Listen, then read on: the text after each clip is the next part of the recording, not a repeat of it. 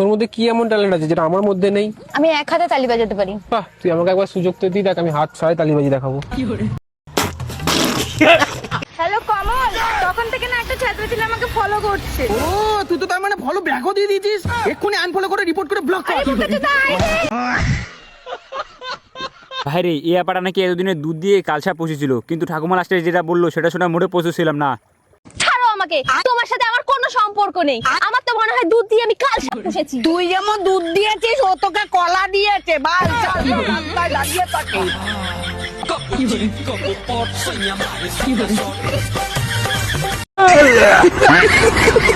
ভাইরে আজকাল আপনি এরকম বউ পাওয়াল ছেলে আপনি জীবনে খুঁজে পাবেন না। দেখেন না লাস্টে কি হলো। তোমার নাম কি? দেবীর বর। সারাদিন তোমার কাজ কি? তোমার কথায় ওঠা আর বসা। কোনো মেয়ে যদি তোমাকে নাম জিজ্ঞেস করে তুমি কি বলবে? আ আ समझ रहे हो আ আ समझ रहे हो আর কোনো মেয়ে যদি তোমাকে নাম বলে তাহলে তুমি কি করবে? ফোনটা যাও। ডিপ্রেশন। हाय हाय इतना सुकून। ভাইরে বর্তমান চলতেছে এসএসসি পরীক্ষার, এই এসএসসির মধ্যে নাকি বিসমিল্লাহ বলে 3টা লুজ শেষ করে দিল। আমি খালি বলছি বিসমিল্লাহ, এরপর থেকে আমি 3টা লুজ পুরোটা ভরছি। আমার কাছে এত ভালো লাগছে রেখা, আমি বিশ্বাস করেন আমার কাছে খুব ভালো লাগছে। আরে এই ভাইটিকে নাকি কে মারছে, কিন্তু তার বাবার কাছে বিচার দিল, কিন্তু লাস্টে যে ঘটলো। আব্বা এই দাও তোমার সালেক মারছে। তুই তো সওয়াল নামে কলম করে তুই মানসিক মাইরে আসবু। তুই কে মানসিক থেকে মার খাই আসবু? আরে আমি তো মারবেই চাইলাম, কিন্তু ও মেয়ে মানুষ জন্য মারি নেই। হ্যাঁ যা এখন মারি আইগা। এই ছেলেরা তার বউকে কেন ভয় পায় জানেন? আপনি এই ভিডিওটা দেখেন তাহলে বুঝতে পারবেন। তাড়াতাড়ি আয়। ব্যাগটা একটু ধরো না, পাচ্ছি না আর। আমাকে কি মেয়ে ভাবিস নাকি? নিজের ব্যাগ নিজে ধরবি, ঠিক আছে? ঠিক আছে, তুমিও রাতে এসো, তোমাকেও ধরতে দেবো না। ব্যাগ দে, তোকেও ধরে নিয়ে যাচ্ছি। কোন দিকে যাবো? এদিকে। মা, আমি কত বড় হলে তোমার অনুমতি ছাড়া বাইরে একা একা ঘুরতে যেতে পারবো? তোর বাবাও এত বড় হয় নাই যে আমার পারমিশন ছাড়া বাইরে ঘুরতে গেছে। বিশ্বাস হয় না? জিজ্ঞেস কর তোর বাবারে। আমি বউ পাগলা। আরে আপনাদের কাছে আমার একটা শুধু প্রশ্ন, মানুষ খাবার কেন খায়? অবশ্যই একটু কমেন্ট করে বলবেন কিন্তু। হ্যালো, মানুষ খাবার কেন খায়? ও ভাই, আপনি কথা বলতে পারেন না? না ভাই। ভাই আপনি বলেন তো মানুষ খাবার কেন খায়? বিড়ি খাওয়ার জন্য। এই আপনাকে দেখতে স্মার্ট লাগতেছে, আপনি বলেন তো একটু মানুষ খাবার কেন খায়? প্রকৃত অর্থে মানুষ খাবার খায় যাতে ওর খাবারটা অন্য কেউ না খাইতে পারে, এই জন্য মানুষ খাবার খায়।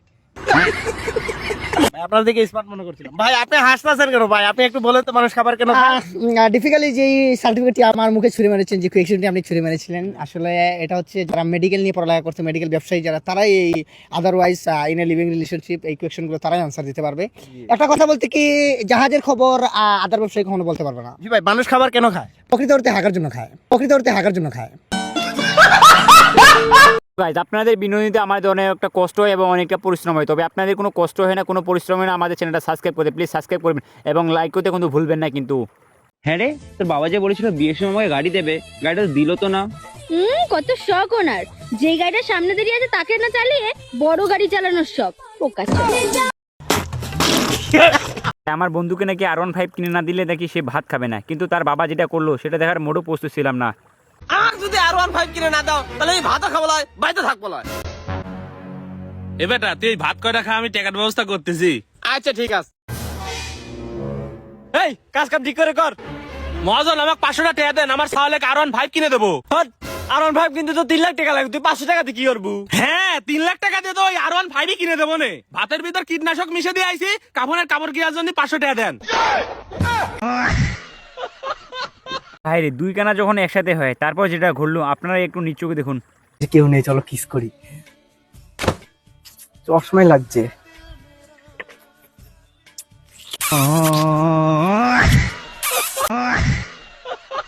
ভাইরে এত ছোট ছোট ছেলেদের নাকি মাল আছে, আর আমরা এত বড় হয়ে গেলাম আমাদের একটা মাল থাকলো না। ও বাবা, স্কুলে ম্যাডাম আমাকে মেরেছে। কেন রে? কি জানি, আমাকে বললো ভালো করে পড়াশোনা কর, তাহলে নাম্বার দেবো। তোকে তো ঠিকই বলেছে, ভালো করে পড়াশোনা করলেই তো নাম্বারটা পাবি। ম্যাডামের নাম বললে আমি কি করবো? আমার তো মাল আছে।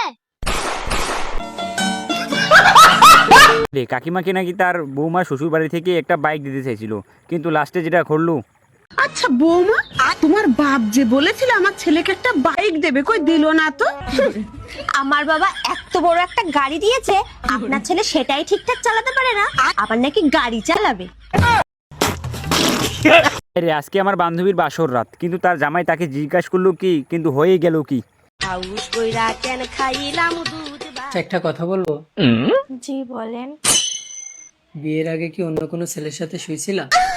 না না, আমি তো কারোর সাথে শুইনি, ওরা তো সবাই দাঁড়িয়ে দাঁড়িয়ে।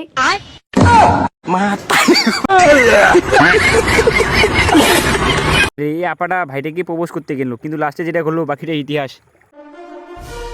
I love you. मतलब वो अलग ही लेवल का बंदा था।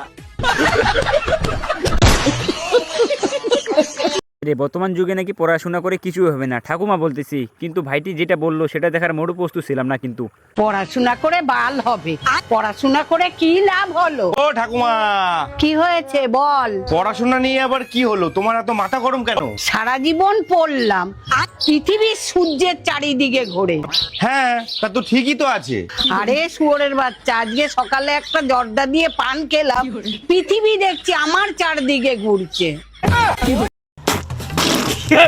রে বৌদিরা গেছে পুকুরে মাছ ধরতে, কিন্তু বৌদিদের সাথে যেটা ঘটলো।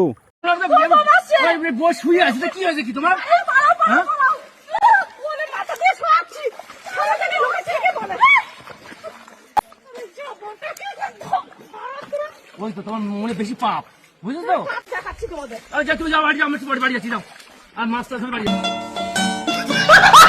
বাঙালি মানে অস্থির, বাঙালি মানে বিনোদন, কিন্তু এই বাঙালিদের কর্মকাণ্ড দেখলে আপনি নিজেই হাসতে বাধ্য হবেন। কিন্তু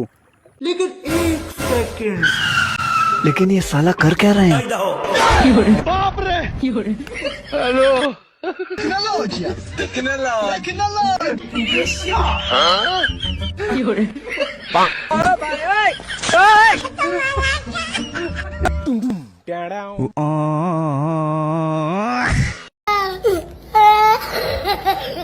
গাইস, আজকের ভিডিও এই পর্যন্ত। ভিডিও কেমন লাগলো কমেন্ট করেন, ভালো লাগলে লাইক করেন, আর দি চ্যানেল যেতে ইম্পর্টেন্ট চ্যানেলটা সাবস্ক্রাইব করতে কিন্তু মোটেও ভুলবেন না। প্লিজ লাইক করবেন কিন্তু ভিডিওটাতে।